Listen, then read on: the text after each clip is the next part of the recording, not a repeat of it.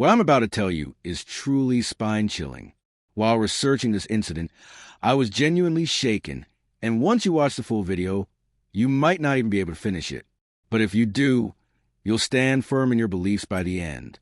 Now, let's travel back to 1973, Spain.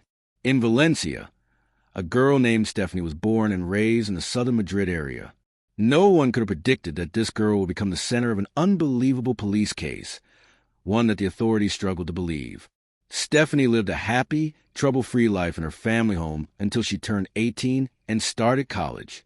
Meeting new people at college brought a change, not just in her social circle, but in her behavior as well. It was subtle at first, but those close to her noticed a significant shift. Though she acted perfectly normal, something was off, especially in how she treated her brother.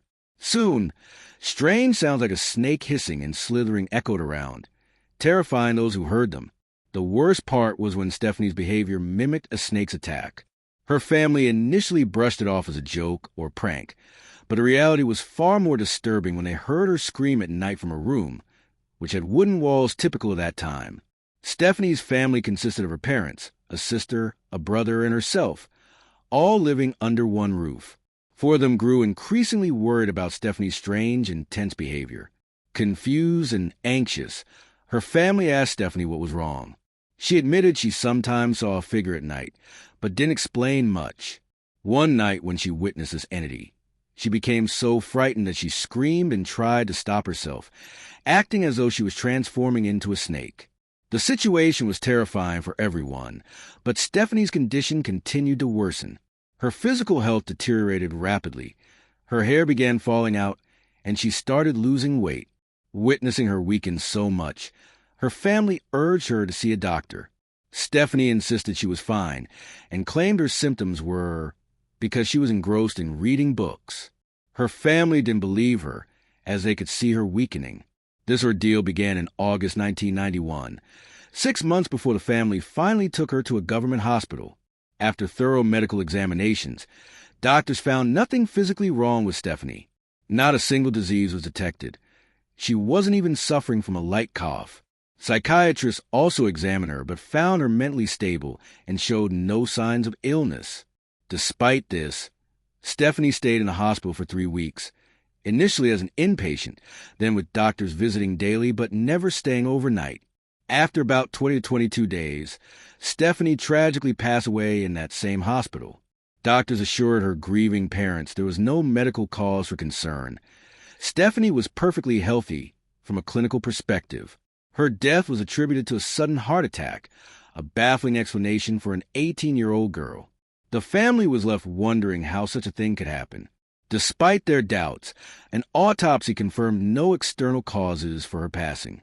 Stephanie's family, devastated by her loss, found solace in preserving her memories, especially in her room. They gathered her belongings, including her books and personal items, and locked the room away.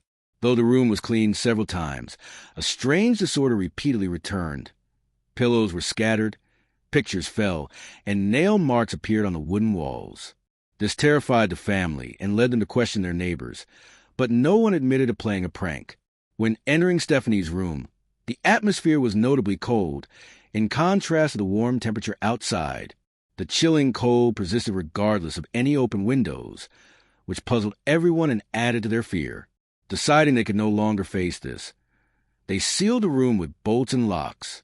Yet, inexplicably, one night they heard Stephanie's voice shouting loudly from inside the locked room, her screams pleading for help, calling Mama. Terrified, the family witnessed the door's bolts unlocking by themselves and the door swinging open, seemingly on its own. Fearing skeptics among neighbors, the family invited them over to witness the chilling events firsthand. The cold air, the voice, the eerie sounds.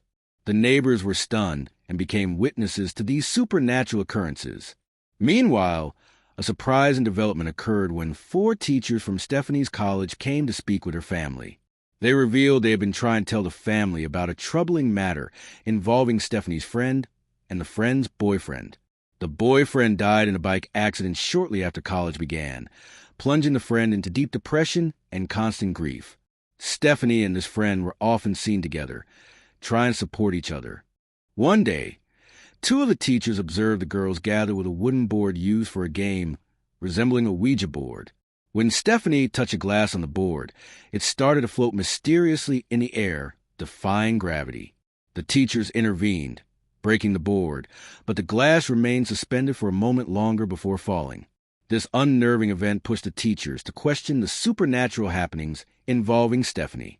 Upon questioning the girls, they revealed they had been playing games, but strange phenomena had started to occur on their own.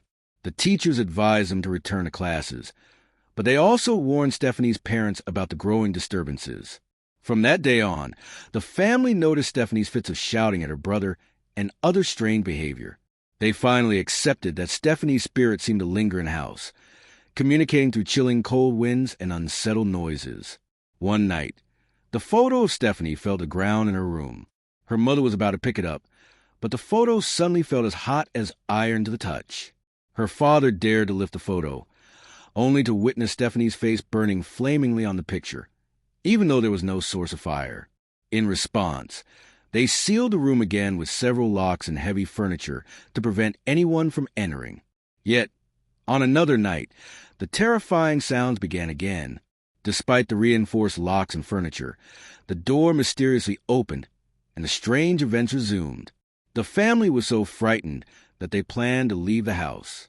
During one night, Stephanie's mother felt an unbearable pressure on her chest, struggling to breathe. Her husband heard her cries and tried to help. This marked the first time the family involved the police. At around 2:10 a.m., police arrived and were briefed on the strange incidents. Initially skeptical, they examined the room and noticed the same cold air despite no air conditioning. After experiencing eerie sounds and voices during their overnight stay, the police admitted feeling uneasy. They investigated thoroughly but found no evidence of foul play, suspects, or logical explanations. Realizing the house was haunted by something unexplainable, the police advised the family to move out. The family left the house in 1991, and mysteriously, all paranormal activity ceased once they moved. The house has remained closed ever since, untouched and feared by locals. This case, over 30 years old now, remains one of the most baffling ghost stories. The police investigation report even stated that there was something unseen haunting the house. The court had to concede that supernatural occurrences could be real in this instance. There are some chilling photos related to this case, but due to guidelines, I can't show them here.